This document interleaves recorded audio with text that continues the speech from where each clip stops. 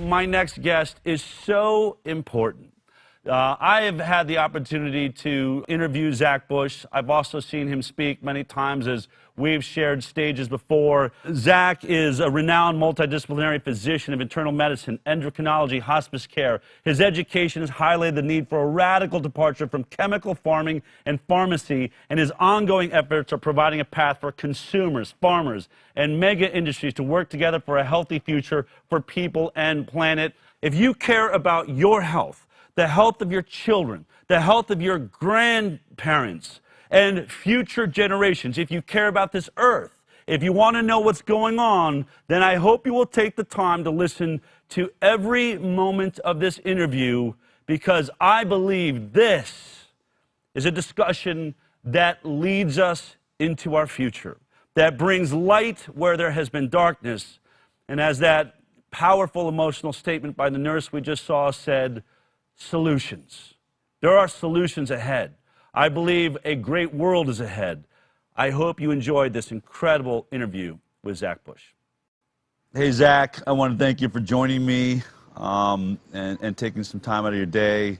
I know we wanted to try and get together and do this in person. I found out I'm going to have to be quarantined in Hawaii if I go out there for like 14 days. Oh, you would hate that. Do that. Yeah, well, that would be, like to be stuck in Hawaii would be just awful. But it'd be hard to do the show and, you know, keep doing the work that we're doing. And of course, we looked into it, and because you can't come straight to Texas, which would have been fine, you have to go through California or Washington, you were going to get quarantined, you know, for 14 days. So we just decided to do this way. But I want to thank you for taking the time. And, you know, one of our most watched interviews I've ever done on the High Wire was when we really got into discussing the gut biome and our interaction with bacteria and viruses in the world. So I really wanted to reach out to you. But for people that are unaware of your work, you know, I've been around, and you're this person that seems to have understanding of oceans, of coal mines, of hospice care. Can you just give me a sense of how those different stories are all encapsulated in your background? How would you describe your expertise? I just stumbled upon an awesome term in permaculture writings that is something like the perfect meandering of nature. And I think that's the best description of my career, the perfect meandering. My career has meandered a lot. I started when I first explored the university system. I decided I was going to be an engineer. Then, in only the drama that an 18-year-old can create, I had a heartbreak over a relationship I had, the first girlfriend I ever had, and I decided I was so heartbroken that I needed to take a year off of college. And so shortly after deciding that, an aunt called up, and she invited me to come to the Philippines and work in a midwifery clinic. And I had never done anything medical in my life. And the closest thing I had done was like build roofs on orphanages in Mexico and stuff like that. But so I had seen medical facilities before, but that was about it. And so I showed up in the Philippines, and within 2 weeks, the woman who was in charge of the 14-day-old checkups was swept away on a family emergency back in Canada. And I was put in charge as a 19-year-old kid for 14-day neonatal checkups in the squats of the Philippines. And that's when I found the miracle of life, and I got really addicted to this journey into the human biology. And after 6 months of seeing children born into this world, I decided there was no way I could go back to robotics and engineering as I had wanted to, and thought I'd be a surgical PA or something like that. And then as I was going down that course, somebody said, you know what, Zach, this is another year for you to be an MD, and then you got all this flexibility and all this. Well, the person who told me it was going to be an extra year had no idea what they were talking about. And 17 years later, I finally finished my medical education as I went through a few different subspecialties. So after medicine at the University of Colorado, which was an extraordinary journey, I loved medical school. I loved school for the very first time. You know, the first experience was gross anatomy, and it just exploded my mind. I suddenly knew, I felt like I couldn't forget anything. I felt like everything made sense suddenly, because I could see down to the fiber tissue and an exquisite, you know, when you dissect a human body for 4 months, you can imagine that you've learned every vein, you've learned every artery, you've learned lymphatic systems, you've learned every nerve in that body. And then the last thing you unwrap, interestingly, is the hands. And you unwrap the hands, and it is the most overwhelming emotional experience that you're not expecting, because you just skinned a face and you thought that was the most intense thing you've ever done. But for some reason, a human hand has so much humanity written in it, and it is an overwhelming thing. And so my medical career, I believe, can be mapped back to the human hand of the 82-year-old woman that I dissected. And her hand was like an archaeological dig on human wisdom, the folds of that hand and everything else. And it inspired me to ask deep questions and stay very curious about what it means to be human, what it means to be wrapped in these realms of tissue. And so I went into internal medicine. And internal medicine, I thought, was going to, give me the whole matrix of understanding of the human being. It's the study that is the founding of all of our specialties: cardiology, renal, all these different specialties. And at the end of that journey of internal medicine, I became a chief resident, which was a faculty position at the University of Virginia, and taught for a year. And in teaching internal medicine, I realized I was just scratching the surface of understanding how biology actually happens. I had learned a lot about disease, but I didn't understand why life was happening. And so then I heard about the endocrine system, early on, and that kept in the back of my mind as maybe the secret, maybe the language of the human body is these hormones that coordinate 70 trillion cells to ignite life. And so I did that, and at the end of that journey, it was in cancer research and developing chemotherapy, and then came to the realization that there had never been a case of cancer in history caused by a lack of chemotherapy. And so I realized I was going down a dead-end path that was never going to take me to a root cause solution. And so then I went into hospice and palliative care, thinking that maybe there I would do no harm, and I would meet my Hippocratic oath, and I would learn something of life and death. And it was a beautiful bookend to my experience of birthing babies in the Philippines. And there's definitely a second birth that happens. And that journey took me out of the hospital system, because I started to realize I wanted to know more about life. And to know life, I figured out I needed to know nutrition. And so I started a nutrition center 10 years ago, and started my own biotech laboratory on the microbiome 8 years ago, in realization that it's not the endocrine system that is the language and coordination system of human biology. It's the microbiome. It is the bacteria and fungi that we live within that is the communication network of life. And that's been my exciting journey over the last 8 years, is to dive into life itself there in the microbiome. I really wanted to reach out to you because we cross each other's paths here and there when we're speaking, but you just don't seem to be someone that is tooting anybody else's horn. You really have your own perspective, and I was hoping you could sort of just give me your perspective on COVID-19. I know you're a busy guy. I doubt you watch my show. I haven't been aware of what you've been saying publicly, so I want to just open because you're someone that I really have watched put thoughts together in a way that seemed to resonate. What is your perspective of COVID-19 and this experience we're all having together on a global level? I think to answer that effectively, I need to just back up away from the current situation. And the virus is going to move through the population, and just like every other coronavirus that we've seen that's resulted in widespread death, it's gone within 2 years. The first one was SARS, and no vaccine, no anything. We just developed herd immunity or adjustment, or the actual biologic pool for the production of that virus disappeared. And so that was gone. 2002 it happened. By 2003 it was gone. MERS happens 2012. By 2013 it's gone. No vaccines. And so these things are sweeping through the environment, and we make a news story out of a few of those, SARS, MERS, COVID. But if you look back to like 1976, when we saw this huge uptick in viral syndromes, around 1976 is when we started to see species jumping viruses that were really starting to do weird things genomically. We've had 12,800 recorded new viruses in that time, and that's only the ones that we managed to record and find and categorize. There's probably 100-fold that, or 10,000-fold that, or 10 million-fold that we haven't understood. The amount of genomic information in the atmosphere and soils and water systems is beyond our supercomputer power to analyze.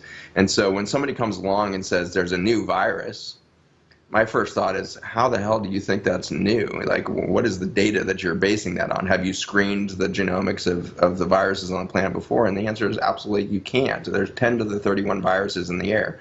There's 10 to the 31 viruses in this ocean water. There's 10 to the 30 viruses in the soils. And so we are surrounded. We are literally absorbing. We are breathing. We are, through our skin, through our ears, through our eyes, through our systems, we are absorptive machines for genomic information since our origin. And far beyond our origin was this genomic milieu that we float within. And so I think we need to be very cautious to say that there's anything new under the sun, because it's unlikely that the Earth has never seen this before. It's been through 6 great extinctions. We're in the midst of the 6th one. You know, it's seen cataclysmic events on the planet. It has seen the rise and fall of continents. It's seen, you know, extraordinary shifts in climate. The whole, you know, planet covered in ice at one point, pretty much, and then you've got, you know, the reabsorption of that ice and the rise of oceans, and you've got, you know, massive volcanic events that cover the sky in sulfur compounds and toxic acids. And this Earth is a history of cataclysmic events. Right now, humankind is the cataclysmic event on the planet. And so we should be aware of our role right now as a force of destruction and a force of manipulation of biology at its foundation. And we should be far from startled when we see the collapse of our own health. It is the most predictable thing scientifically that you could possibly do. Our group is tiny. I'm a self-employed, you know, scientist, self-fund my little laboratory. We keep doing what we do because it's interesting, and it's, you know, even if we're going to go march into extinction with the rest of the humankind, let's do it with our eyes wide open and celebrate the beauty that we are in. Life is extraordinarily beautiful. And I would include the viruses as perhaps an extraordinary showcase of the beauty. There is a genomic language on this planet that we have termed viruses, and then we termed them, I think, mistakenly as part of the microbiome, and then we made them our enemy. And so we told an extraordinarily damning story of a language of genomics, a language of life. And the story we need to retell is that life is freaking beautiful, and it is adaptive, and it is regenerative, and it's always looking for the next solution. And the way in which we look for solutions and adaptability is through viruses. That's how we do it. That's how life has always done it. And so if you damn a virus, you have just damned the language of life itself. I mean, that's confusing, I think, for your average person, right? What do you mean by we're being told viruses are the enemy? We stop, you know, vaccines stop measles. We've stopped polio. We've stopped smallpox. There's reasons. Those things killed people. What do you mean viruses aren't the bad guy? I mean, I mean, when I think about it, you know, and that's what are you going to say about polio, Del? What are you going to say about, you know, these deadly diseases that medicine has stopped before? How can you say that viruses are beautiful? What does that mean? How do they interact with my body that I could see any beauty in it whatsoever? Yeah, so when we see an infection, whether we're talking about HIV and AIDS, or we're talking about you know, a little bacteria called bacillus that then can cause tuberculosis, or this COVID situation is a great example of it. When we interact with the microbial world, what we are describing is a terrain or an ecosystem of experience, and it is a vast ecosystem when in a healthy state.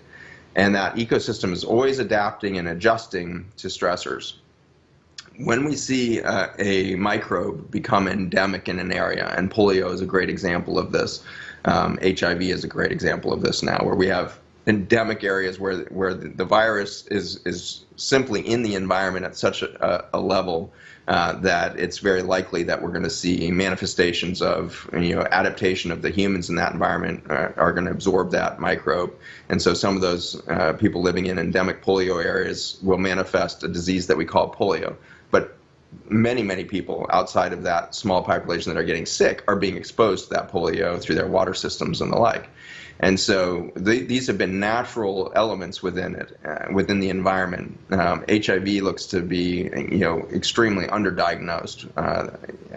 there's a really interesting study that screened 8,000 healthy people with no history of infectious disease, had screened negative through blood banks and stuff like that, and they did genomic analysis for a couple hundred viruses that are known, and they found 42 viruses in the bloodstream of these patients that were totally healthy and asymptomatic with no history and had screened negative by antibody testing and the like for things like HIV and things like that. And they found an extraordinary amount of HIV and hepatitis C and all these conditions in this asymptomatic population, which suggests that these microbes are part of our normal daily biologic experience.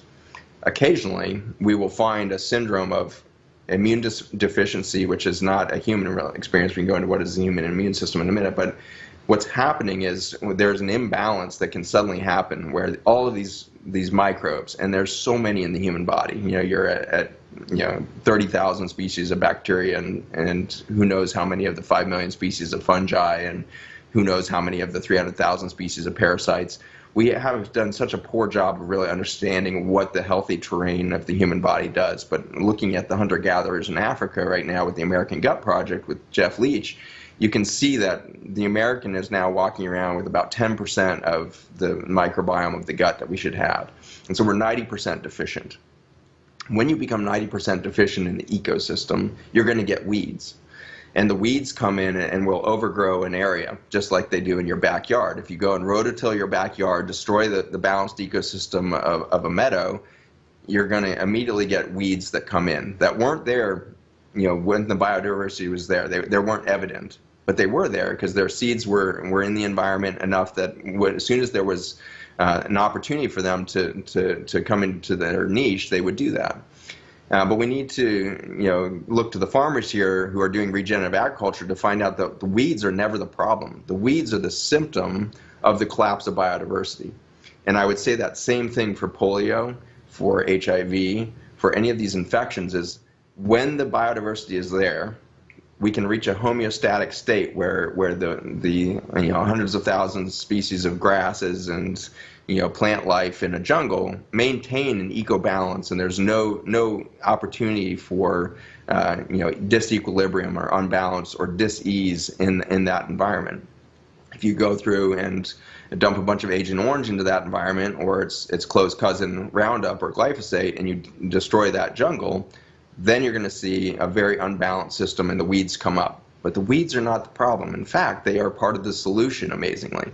And so the weeds, we now find out in regenerative agriculture, is part of nature's way of regenerating the ecosystem. And so the weeds have these important early niches in reforming the networks of mycelium and intelligence within the soil that can then rebuild the microecosystems for the bacteria and fungi, and then ultimately the seedlings and the biodiversity come back up out of the seed bank that's deep in the soils and express itself again. And so when we stop disturbing soil and let it return to its native state, where we stop plowing, we stop spraying, and we let nature do its thing, we can see native grasslands that we thought extinct for 200 years come back in. No seeding necessary. It comes oozing back out of the matrix of the soil, is life itself and biodiversity itself. And it relies on the stepwise progression of weeds into biodiversity. When we have an unbalanced microbiome of a human, where we take them out of their native balanced state of hunter-gatherer system balanced with their ecosystem, an extension of their ecosystem, and we force them into a village where they have water that's contaminated with feces. They can't touch fresh water. We destroy all of the grasses and grassland diversity within their village. They're now walking on dead clay, and they have huts that are trodden down clay. They've lost any touch with that microbiome of the soil. That's the beginning of endemic disease. That's the beginning of where we see these imbalances. And tuberculosis is a phenomenal example of a condition that didn't spring forth until we created the Industrial Revolution. And suddenly in London and New York, we have endemic problems of tuberculosis happening in the cities because we were so divorced from that ecology of balance, that ecology of harmony there. And then you zip forward back to that regenerative farm, and you say, well, okay, so tuberculosis or COVID or any microbe you point out, Lyme being a great example right now, isn't Lyme just the weed. It's just the organism that found its niche in a damaged ecosystem and is on the way back towards. It's doing its role in getting us back to biodiversity. And yet, as physicians, we've been taught to kill it. As farmers, we've been taught to kill it. And so we rush in and kill all the weeds, and then we wonder why the weeds are worse next year and why our crops are doing worse next year, so that we have to put in more nitrogen fertilizers and chemical inputs and all of this. And the plants are weaker, so they're more prone to pests and stuff, so it's more herbicides, more pesticides, and we get into this vicious cycle.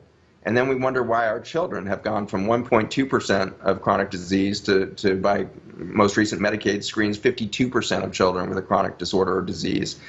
1.2 to 52% since the 1960s. And so what in the last 50 years has it created this epidemic of biologic denuding or biological loss in our children and in our farmland? And the answer is a war against the microbiome.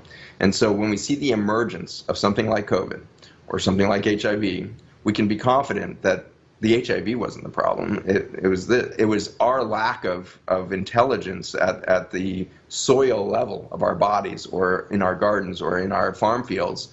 And we have been destroying that microbial diversity that would lead to a balanced ecosystem. And so we call them pathogens. We call them these dangerous germs. But in fact, they've been here since the beginning of time in some shape or form.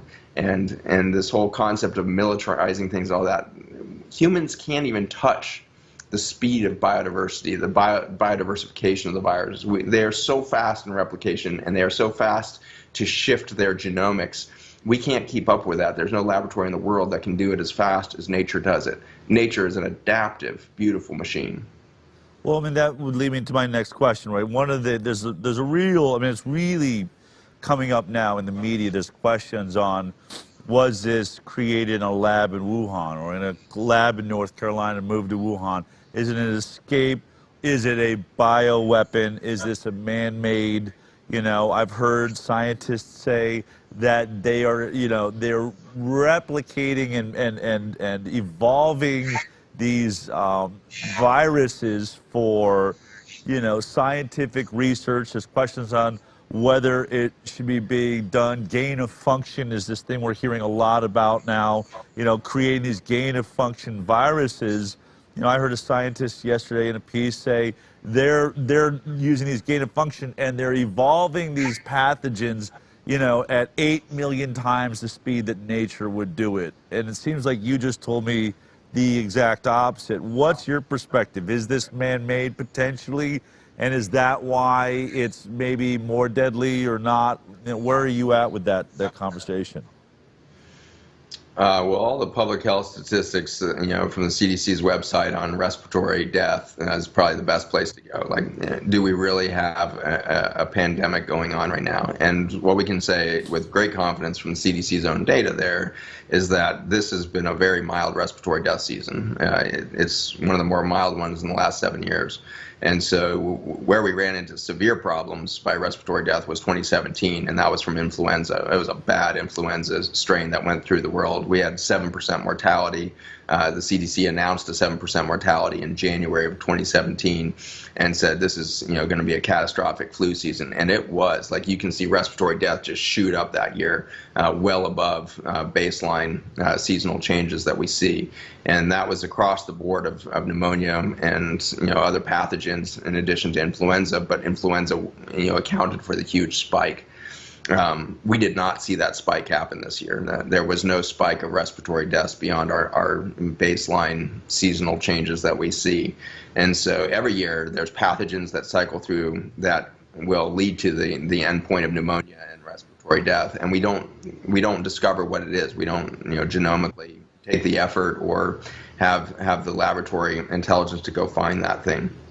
And so I would say, first of all, there's not any evidence by respiratory death in the United States that we have, some massive new thing that has happened that's a bioterror weapon. If somebody created this virus, we don't need to fear them because they did a really bad job. The flu 3 years ago did a much worse, toll on humanity than this thing. So if this is a biologic weapon, they're not very good at it yet.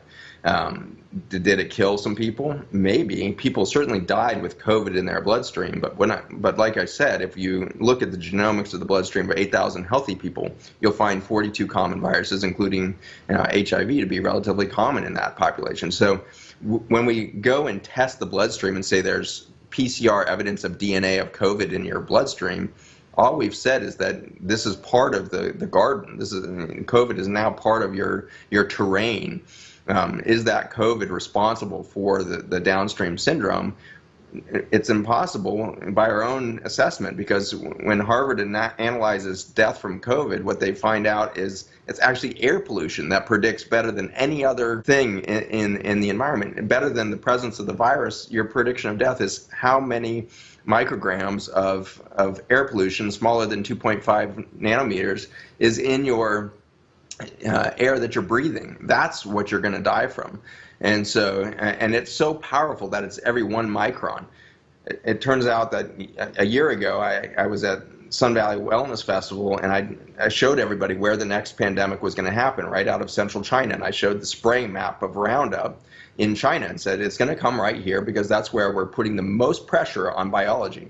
And so when a scientist yesterday says these labs are doing this 8 million times faster than nature, that nature can do this at any speed it needs to do. Nature is way more adaptive than our laboratories are capable of. But I would say that nature has had very little reason to do really rapid genomic shift over the last few thousand years, until we've scaled industrial agriculture to the level we have. And with now 4.5 billion pounds of antibiotic being poured into our soils every year, we're putting extraordinary pressure on the microbiome. And so I believe the microbiome is accelerating its genomic generation of genetic material that we call viruses now, because it needs to adapt faster than any time in the last 55 million years. There's a force of nature happening that we call extinction that is forcing massive adaptive information stream to come out of biology itself. And we need to realize that we're producing that too. Our stress produces huge genomic information out of us.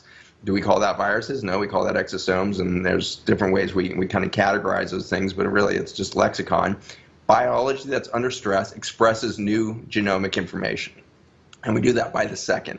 Every second I am expressing different microRNA, and my microRNA exudes out of my body. My microRNA is carried in these tiny little exosomes, and it's not a full protein coding gene. It's tiny little messengers to the whole genome around me, to the microbes around me, to the family members around me, to the pets, to the people I walk by, to the plants that grow around me.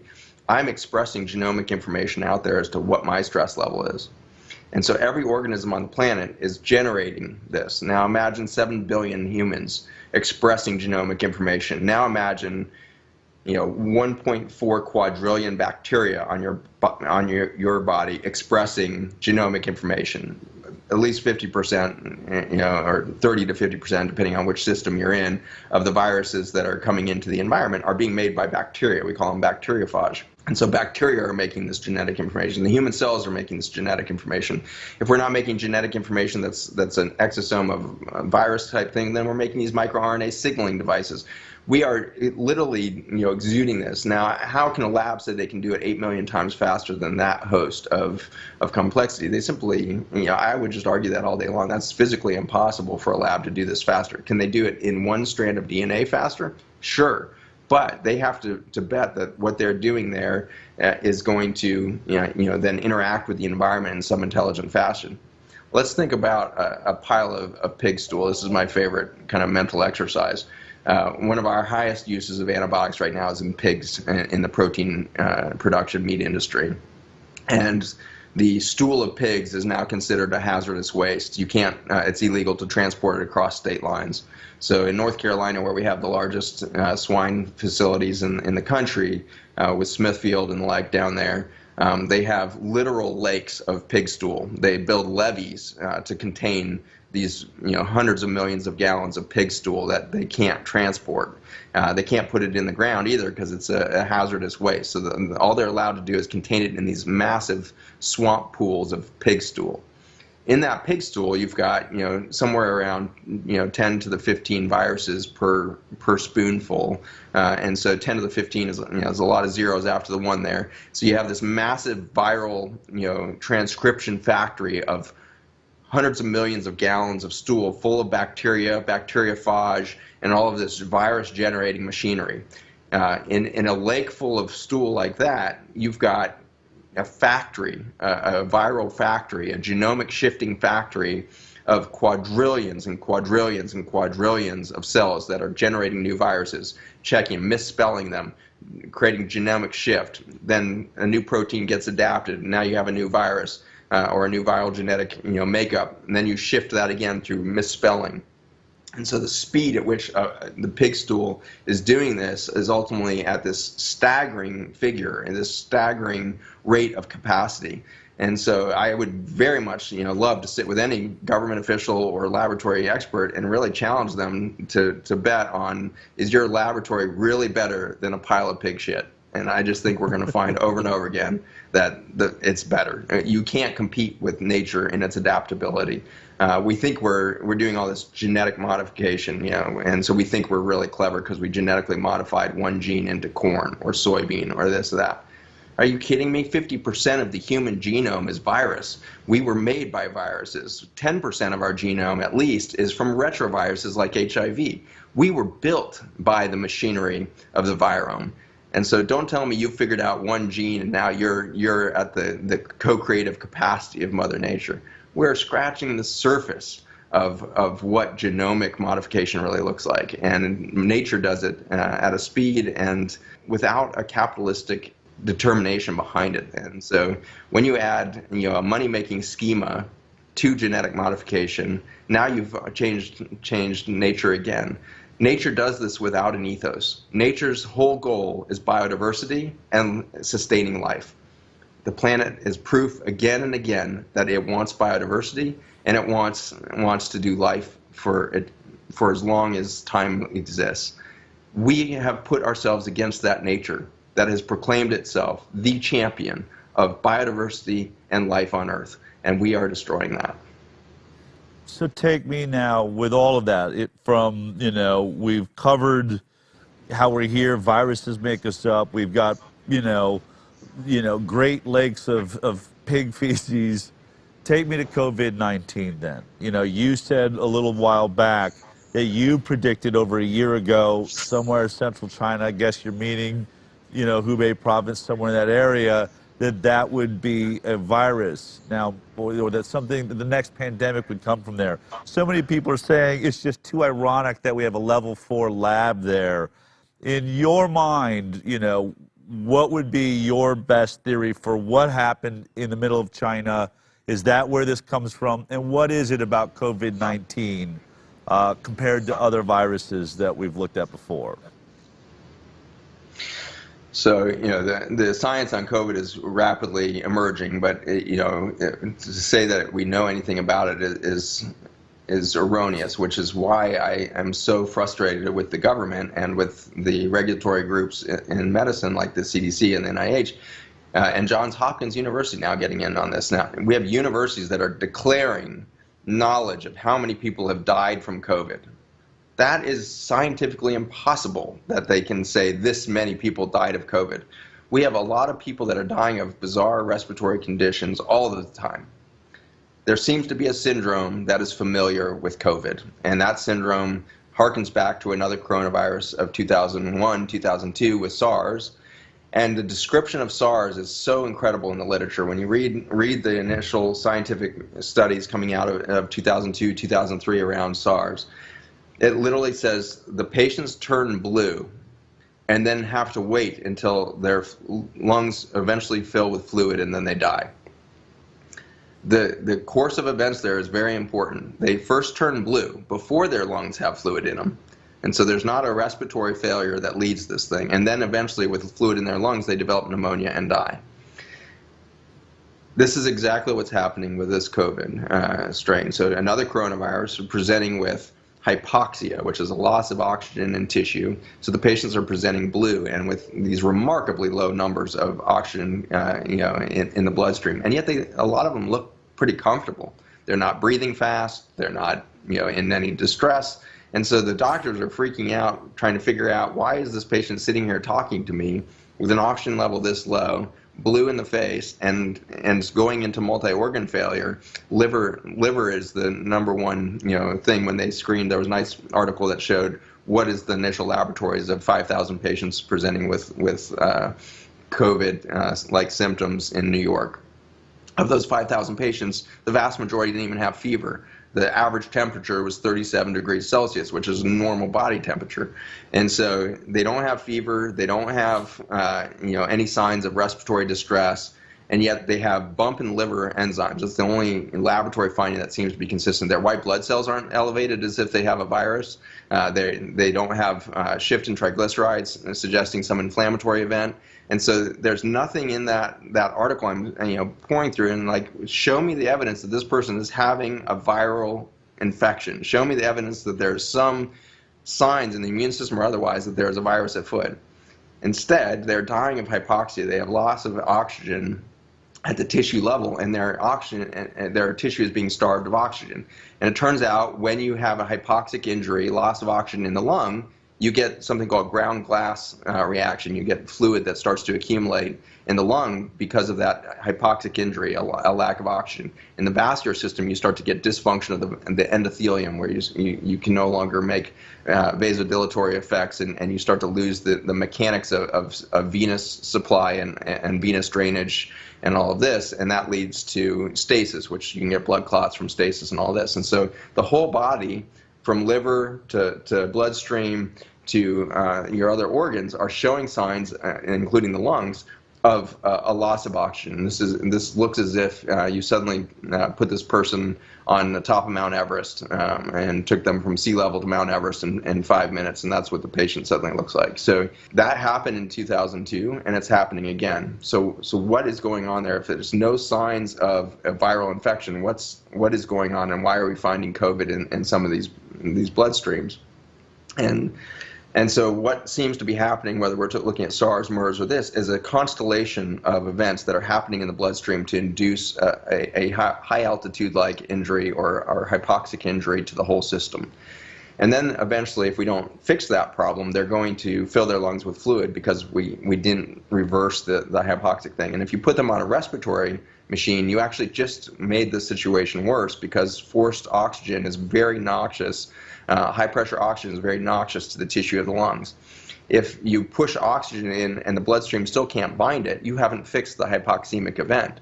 And so you're pushing an oxidative injury, which is inflammatory, onto a tissue that can't absorb the oxygen at the tissue level. And so we know we're seeing extraordinary rates of death. 88% of people on a respirator in New York are dying. Nowhere else in the world did we see levels that high of mortality. And so we are part of the problem when we keep thinking that we have a respiratory failure event. SARS to now, that's 18 years of science, has shown us that this is a hypoxic injury, not a viral infection type thing. So if it was a virus that was overwhelming your system, you would see your immune system respond appropriately. Fever can happen downstream in COVID, but it's not at the beginning of this infectious process. It's actually in week 2 that you tend to see the fevers spike up and all that. Again, 5,000 people presenting in New York, their body temperature as a population is stone cold normal at presentation. It's not until days later, when their fluids have filled with lungs in a hospital environment and now they have secondary bacterial infection, that they get the fevers. And so there's downstream signs of overwhelm to the system, hypoxic injury, and an accumulation of infectious-like symptoms, but that's not the presentation. And so as soon as we come to terms with this as a medical community, I think we're going to save lives really rapidly. We need to treat this like a hypoxic injury. And we have a lot of interesting data out of there. And I'm making a film right now on what I think is going on. So and what I think is probably very incomplete, because my clinic's not allowed to be open right now, which is so ironic. If you think you have a hospital overload capacity, then don't close all the clinics. Like, don't say that all the clinics out there that aren't associated with a hospital are suddenly non-essential. If you don't want an overloaded hospital system, keep the clinics open, but that's an aside. And so I haven't been able to treat those patients with this, but I offer it to any physician to start to explore this. Is we need to treat this as a hypoxic injury similar to cyanide poisoning.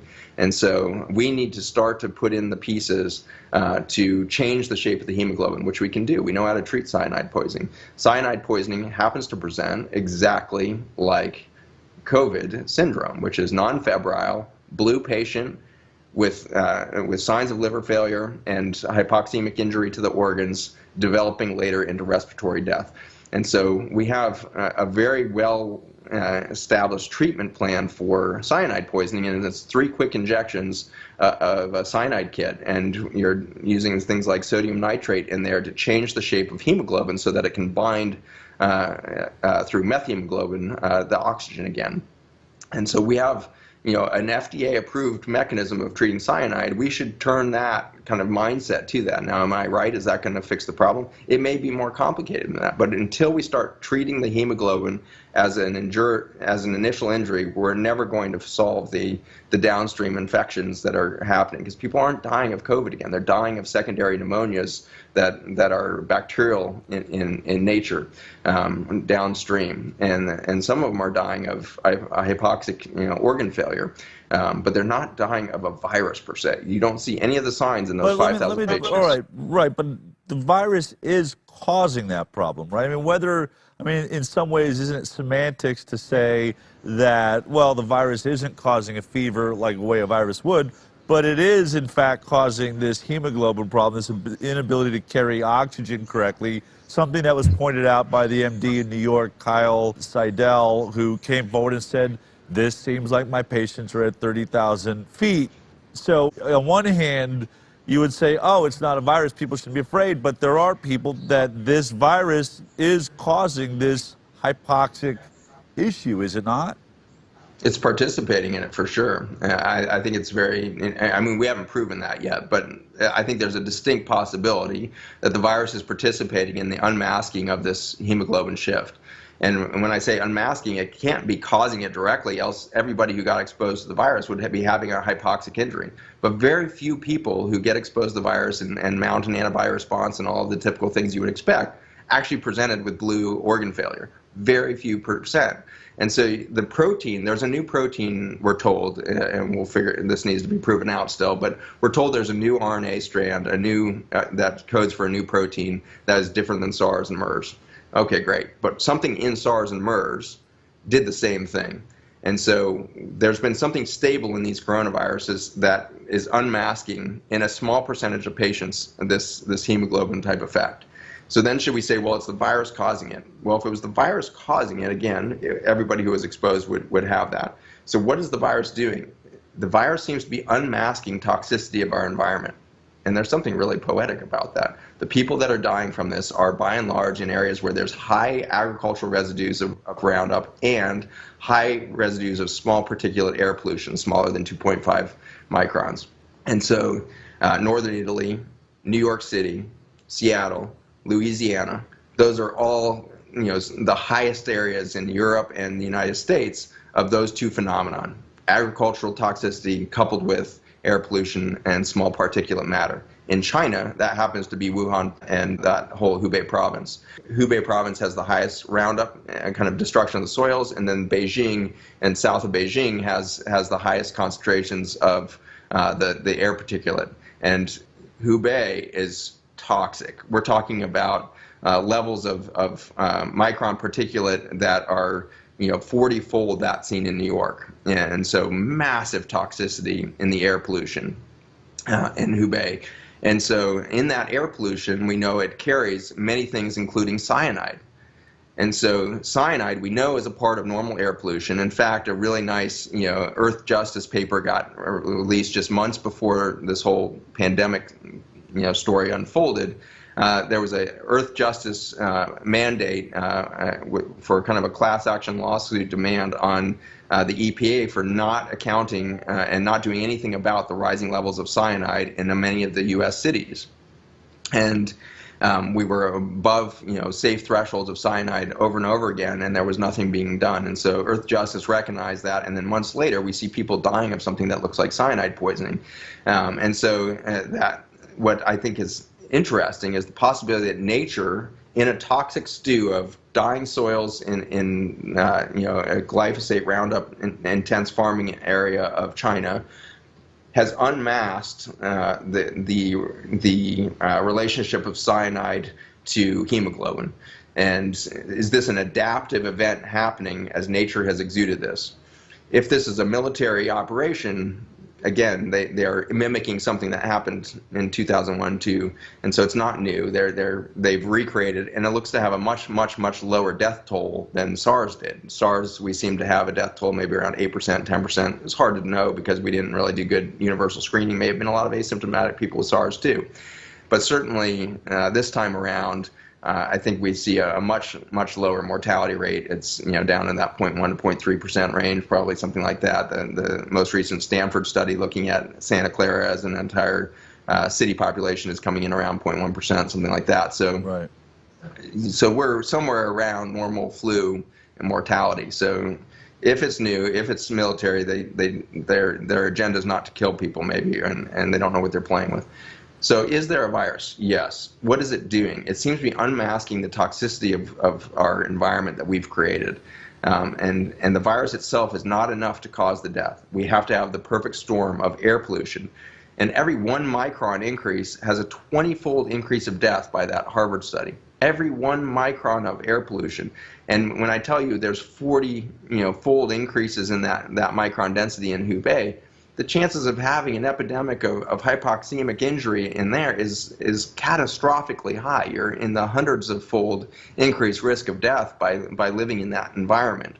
And so we saw the death rate suddenly drop to near zero, not because they were in confinement. I believe it was because if you look at the tracking of their air pollution levels, it went below 40 microns per cubic meter of air in the 2 weeks following the cessation of activity in Hubei. And so by stopping human activity, we took the cyanide out of the air, and suddenly nobody was dying of COVID. Everybody's like suspicious, like China's lying. People must still be dying.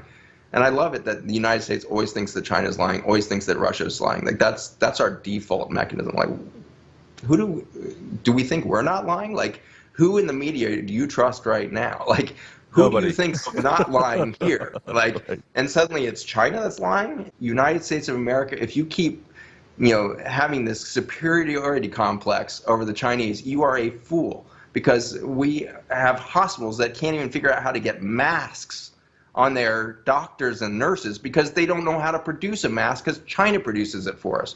Right. And so we are so lazy, ultimately. We are so lazy and so capitalistically oriented that we didn't even consider the repercussions of a mask that was 7 cents cheaper to make in China than the United States, so we outsourced it.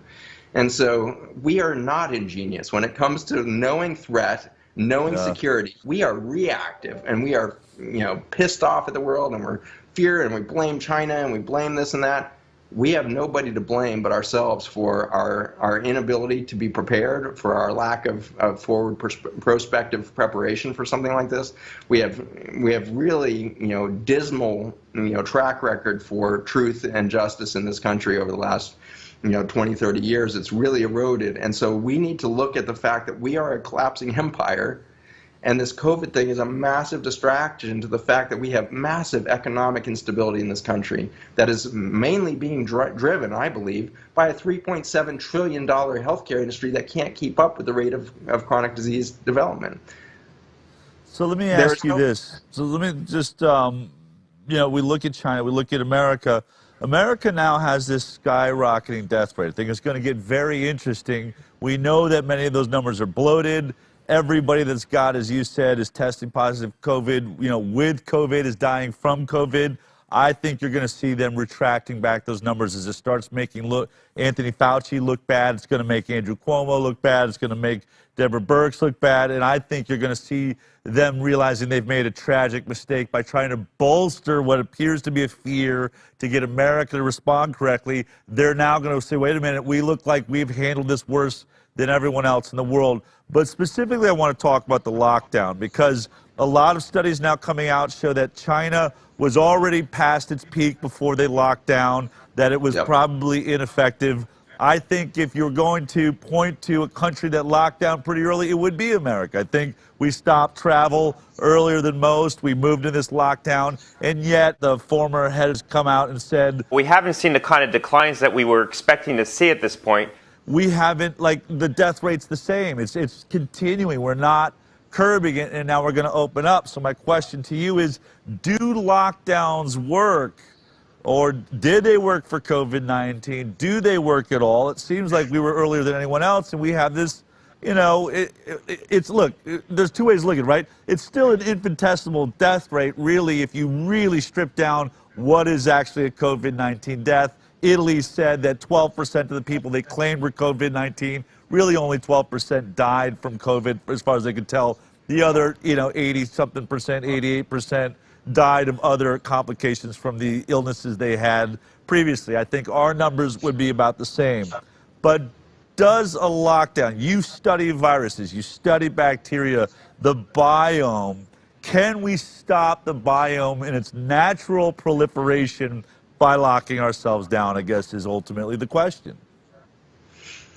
Not only can we not stop it, we wouldn't want to, is my position. And that,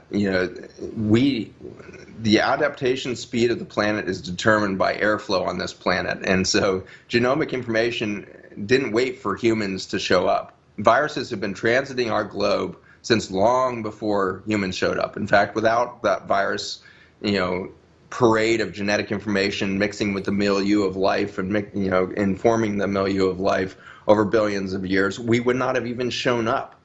And so we know that viruses can travel rapidly around the planet without human travel, without it's not airplanes? Because we're being told it's airplanes, right? Airplanes are what are delivering the viruses. That's now called aerobiology, which is the whole science of how airplanes move viruses around quicker. If it's quicker, you're talking about a number of days, down to probably 3 to 5 days, because all you have to do is wait for the air to traffic across the Pacific Ocean. So at most, you're looking at a couple weeks where the air is traveling. So there's two ways that viruses have been measured to move. One is through respiratory spit, and this is the one that gets all of the attention from the mask people. And so the people that want you to put a mask on, the people that want you to go self-sequester, are studying the droplets, and the droplets in your respiratory state that carry virus go about three feet. And so if that was how viruses traveled, then airplanes would be super important in the movement of viruses around the planet. But of course, we had viral transmission around the globe before we developed air travel. And there's again the possibility that we can change the concentration of the virus in different environments, but we're not going to eliminate the virus by eliminating air travel. And so the evidence of this continues to come out. The virome is just beginning to be studied, I think, effectively. But a really cool study looking at in Spain recently demonstrated that you could find the same viral particles in ice caps nearly at the same time that you would find the virus in desert systems and all of that around Europe. So looking across Europe, all of the different vast different ecosystems, most of them uninhabited by humans, and they were showing viruses showing up almost simultaneously seeming in these different environments. And so what they are studying now is the other half of viral transmission, which is aerosols. And so droplet or liquid-based transfer goes 3 feet. Aerosols, where you're not attached to a liquid droplet, but you're actually airborne and you're surrounded by a pocket of air rather than a pocket of liquid, those can travel great distances, and they survive much longer, interestingly, than if in liquid. And nobody's really worked out why or what the protective mechanisms are. But dust particles will select around that. interestingly, we can screw up the normal distribution of a virus by air pollution. And so some really cool studies looking at flu are showing that in areas of high air pollution, we can have an abnormal density of virus transmission through aerosolized particles because they bind to the air pollution itself.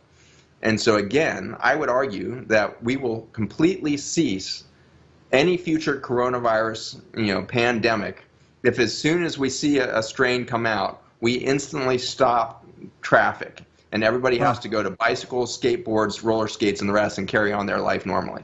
If we do that, then aerosolized virus will spread over the earth over the course of a few weeks and months and will spread itself out in a very even distribution, and we won't have these pockets of high-density viruses in the pockets of high-density humans, and so we won't see the same penetration into that biology.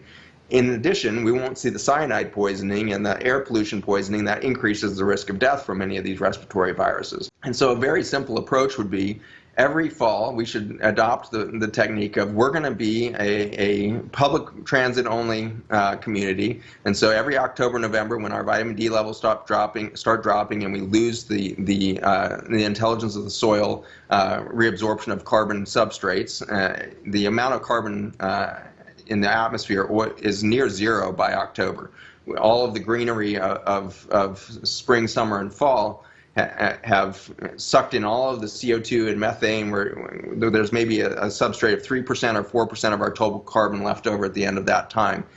And then between October and January, which is right when our quote-unquote flu season happens, the amount of CO2 and methane in the atmosphere blows up and it goes berserk until about June.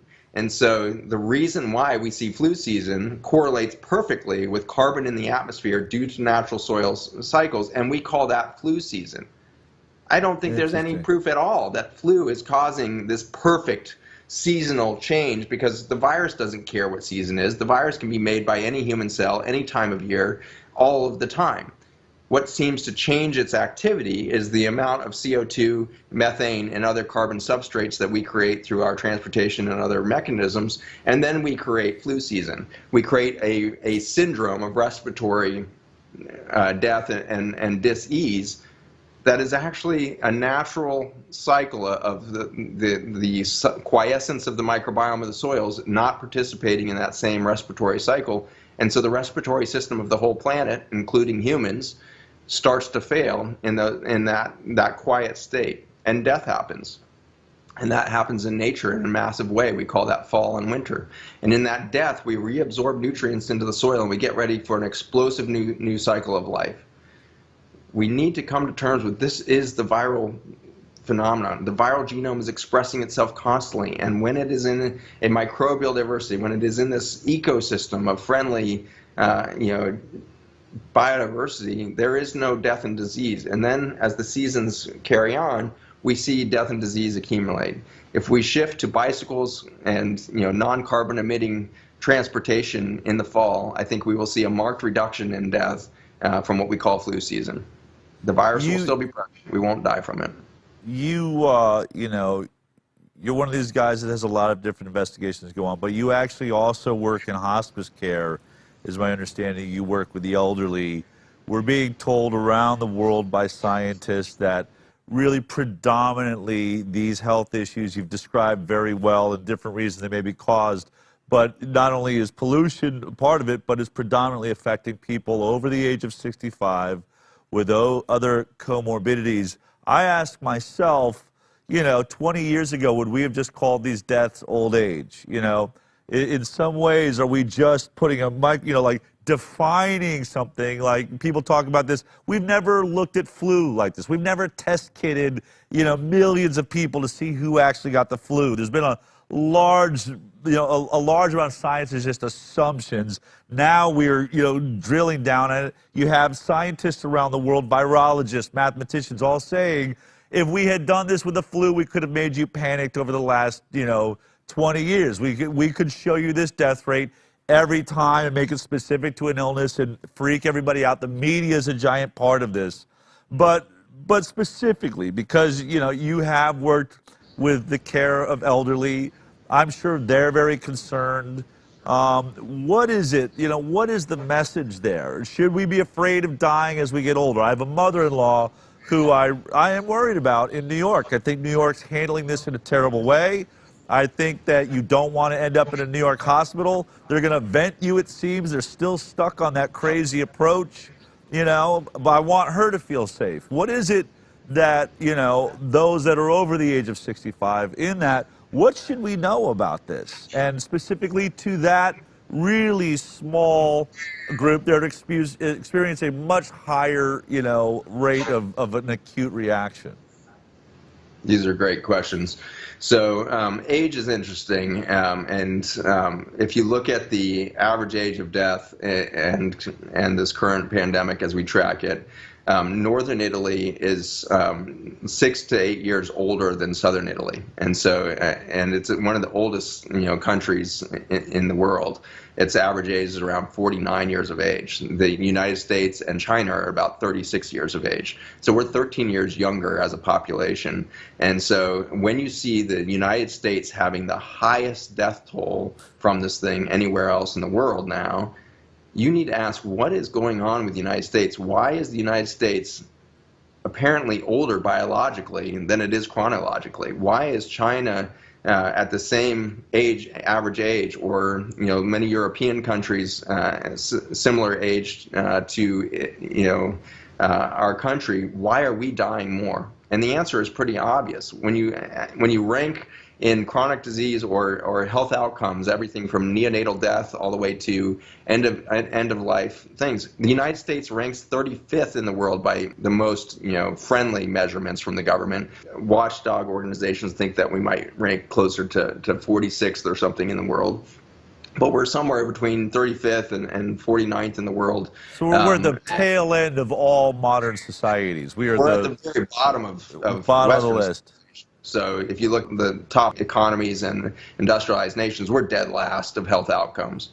And so why is the United States dying, and why do we have so many examples of younger people dying? It's because we are sicker than any other nation.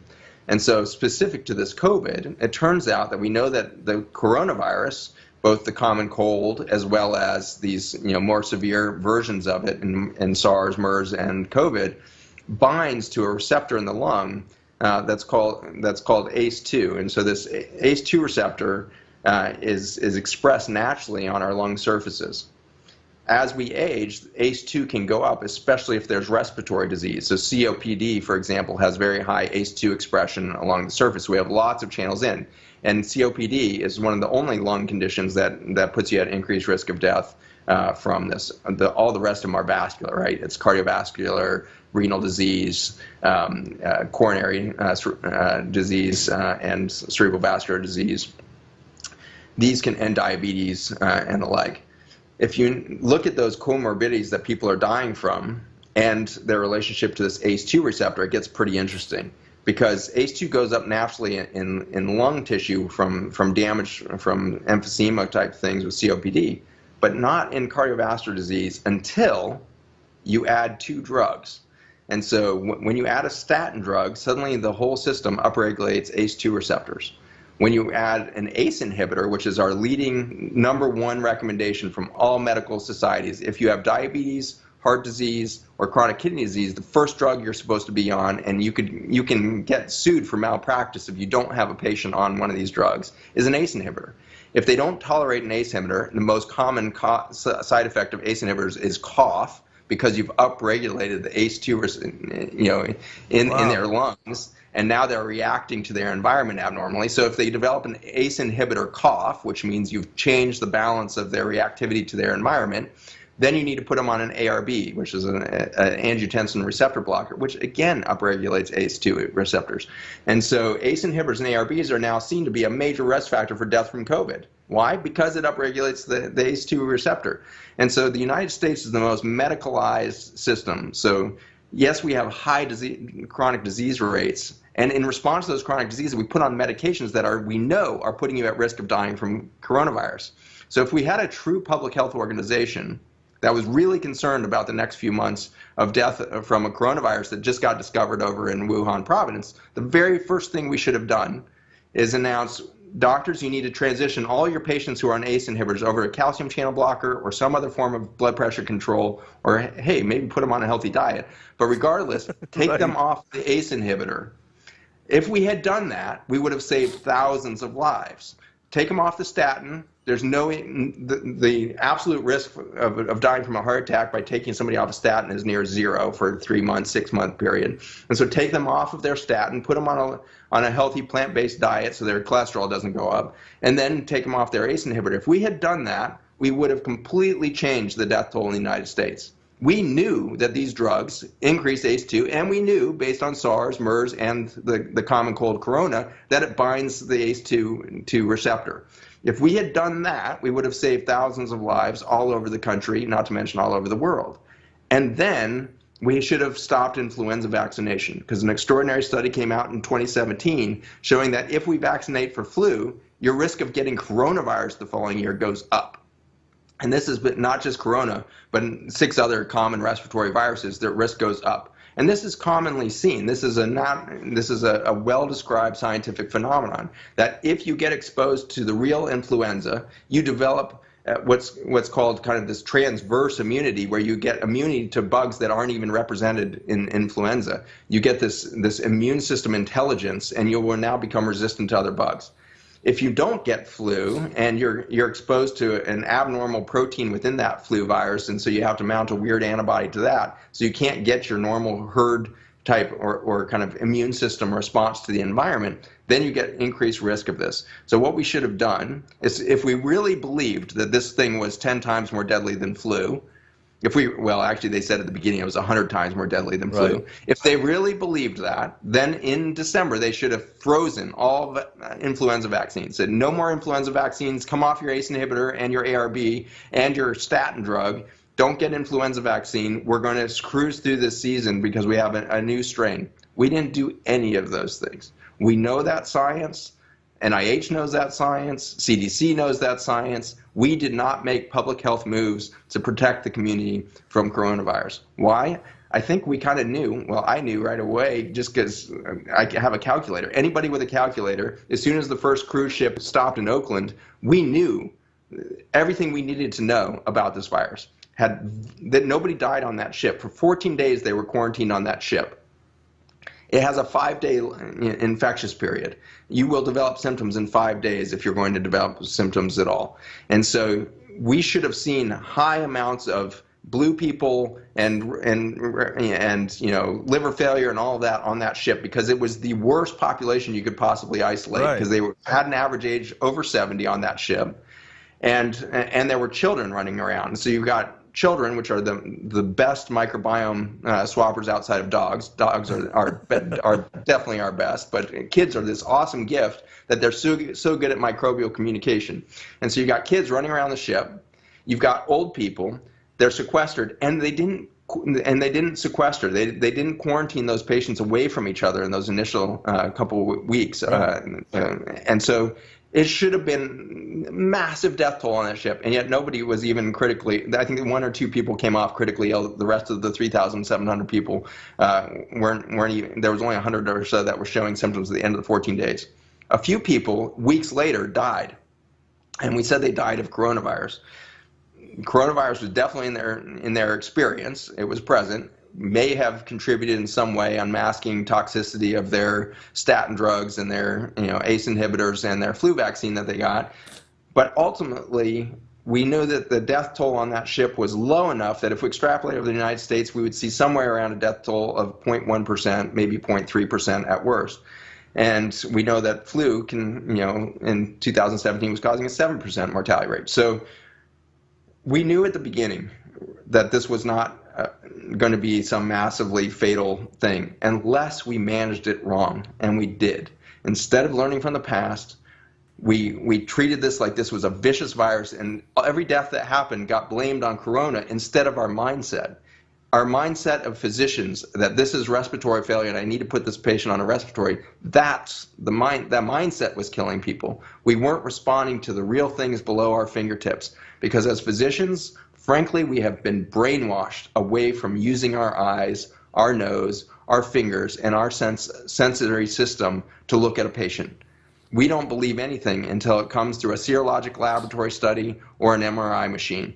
If we don't do those two things, we have not been given permission to have any trust in our own intuition, our own massive capacity for quantum computation and intelligent decision making. That's been taken away from us, and we're threatened with lawsuits if you don't have the MRI and serologic data to back up your plan.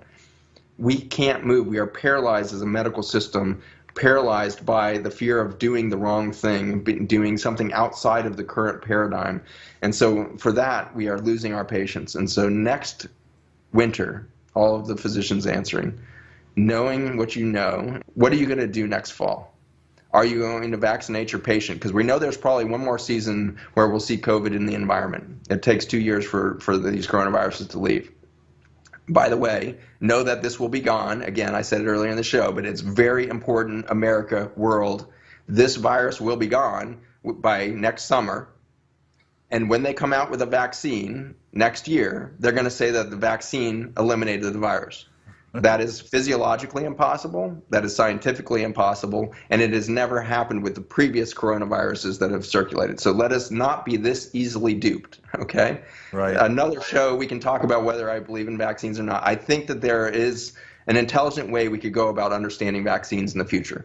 But since 1986, you know better than anybody else, we have not been testing for efficacy and safety of our vaccines. So are vaccines important? Is Zach against vaccines? No, Zach is fully for an intelligent, microbiome-informed new model for childhood immunity and vaccination. That's what I want people to sign on to. And so as an invitation on the tail end of this film will be an invitation to go to my website and sign a petition as a physician or scientist to sign up for healthy child immunity and intelligent vaccination. We need to bring the new science of the last 30 years to the microbiome to update our understanding of our relationship to the microbiome, and we need to stop seeing ourselves at war with it. We need to see ourselves as an ecologic member.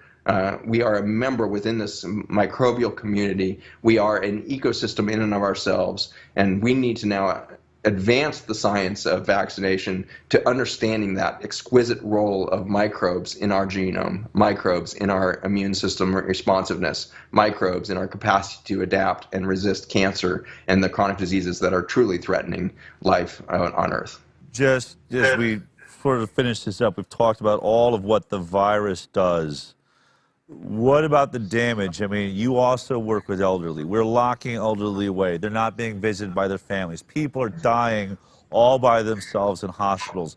People aren't being able to go to memorial services and go through the experience of releasing these people and their family. We have literally become virtually, I would say inhuman towards those elderly that are in end-of-life scenarios, whether it's COVID caused or a heart attack that happened because they didn't have a hospital. What is the hope for the future? Is there hope in this? What are we to learn as we move forward? Because on one level, you've described the weeds as being important. They're just like viruses are important, but our human connection too is so important to this. Do you have any thoughts on the result of the disease or the infection, which I would call our lockdown? Our, as you said, our incorrect approach is its own disease of mindset. What would you like people to know, as you know, as a career, you stare in the eyes of these people that are going to have this transition period? Should we be afraid of death? Are we dying? Is this inhumane? Is there hope for us to move forward, or are we just looking into a dark world that's now out of our control? If there's crimes against humanity being exercised right now, I don't believe that it's in a military lab. I believe that it's in those ICUs of dying patients alone. In what time in history have we decided that we need to, en masse, let people die alone? Marines are taught to never leave a soldier on the battlefield. Marines will literally charge into machine gun fire, into rocket fire, to go grab that injured soldier so that they don't die alone in enemy hands. What level of fear have we induced in mankind that we are letting our revered elderly and our young people who are dying from these conditions die alone. It is worse than rocket fire. It is worse than this. And we've generated that level of fear around a virus that looks to have a mortality similar to flu. What are we doing with this tyranny of fear? We are tearing apart the very fabric of what it means to be human. There's an innate drive in us to stay connected, to stay in one another's presence, to have fellowship with one another. It's written into our Constitution that you will not block public gatherings. You will not block the ability for us to get together and practice our spiritual faith, to practice our spiritual experience. And if anything is a hallowed ground of spiritual environment, it is the birthplace of a child and the birthplace of an elder person about to transition to the other side. There are two births that happen to humankind, and the first, of course, must be extraordinary. If we could remember it all, how amazing would it have been? When you are in the womb of your mother, you can hear sounds muffled, and you can hear the voice of your family members. You can hear the bark of a dog. You can hear the closing of a door. It's muffled, but you can hear it. You can see the light filtering through in the morning through the skin of your mother's belly and through the wall of the womb. You can see these transitions of shadows moving by. You can see this beautiful world, and it's all in red hues. It's reds and oranges, like an eternal sunset happening around you. And then there's peaceful darkness in the night, and it's silent, and you've got your mother's heartbeat right next to you, and you've got this extraordinary holy of holies, this protected space that you're in. Then suddenly, at the end of 9 months, your entire human existence so far only knows this space. You have this catastrophic event where intense pressure is put on you, and you're being covered in microbes as you go down this, and your immune system has never seen this. Your whole body has never seen this whole body of life that's coating you, and you're in this transit of dark tunnel and compression. Your heart rate is 180 and pushing 250 at moments because you are in this intense physiologic pressure state, and you think you are dying. I think that must pass the tissue level's possibilities. I think I'm dying because the light is gone, and all I hear is crushing pressure, and all I'm experiencing this. And then suddenly you're in the light, all the pressure is gone, and you can't believe the beauty around you. The face of your mother is mind-boggling. There's 1,000 colors in just the iris of her eye that's looking in your face. And you're staring at that for a second, and then there's this like halo of light and color from this explosion of filaments out of your mother's head that we call hair, and it's creating these rainbows of color. And so all you can do is stare above your mother's hair and look at that for a while. And then suddenly there's this extraordinary, scene as it unfolds of greens and blues and your first sunset. You can't believe how beautiful the world is. And then we go through a forgetting of the magic that we are alive right now. And we forget that we are in an exquisite miracle of beauty every day. And we are dumbed down to an existence of drywall box with no microbiome diversity into an off-gassing plastic car that off-gasses cyanide and micro toxins into the environment. And we show up in an office building in carpeted cubicles that off-gas carcinogens all day long, and then we go to a grocery store and pick up a bunch of food that was treated with carcinogens before it was harvested, and then we go home and we sit around blue light devices that reset our and screw up our circadian rhythms, and we get depressed and we get disconnected, and then we go through this extraordinary event. And suddenly there's darkness in an ICU, and your eyesight is failing, and you're starting to see things through the glass darkly again, and you see shadows, and you see this, and there's an intense sense of pressure as your body starts to collapse in on itself. You can't breathe, your heart rate's failing, everything's starting to go, and then you go into this dark tunnel. You can hear voices perhaps, and you have this overwhelming sense of biology is being crushed into oblivion right now. And then you come out the other side, and it's more beautiful and more bright than you could have ever imagined. And then suddenly that doctor resuscitates you and pulls you back into the body. And you tell that doctor, it's so much prettier on the other side. I'm ready to go. I'm ready to rebirth. I just found out that I'm fully accepted on the other side. I'm a beautiful creature of light energy, and I am excited to be there. The danger that we have right now is not a virus. The danger that we have right now is that we have sterilized ourselves from death. We have created sterility around the death moment, which is ultimately our reason we're here. We are here for a transformative experience where we find out we are not biologic, we are spiritual beings. We are light beings. We are spiritual beings trapped in a biologic shell for a moment. And we have learned to fear all of that.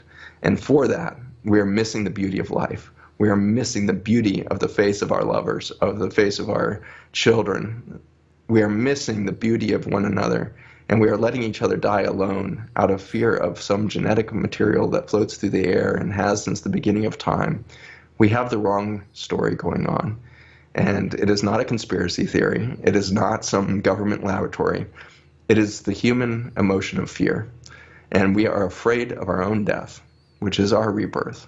We need to reorient ourselves to life. We need to put into line not just our medical system. We need to put into line our manufacturing and consumer goods industries. We need to put into line our energy and transportation industries in line with biology. It has shown us how to produce energy cleanly. It has shown us how energy is produced at the cellular level. We could do that.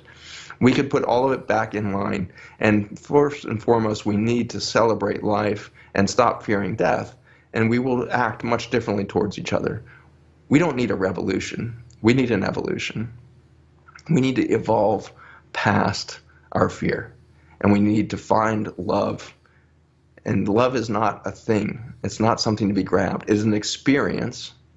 And I believe it is, through the wisdom of one of my deep friends, Patrick Gentempo, gave me this extraordinary gift last year. Love is not the fabric of everything. The fabric of everything is beauty. And our reaction to seeing the beauty is love.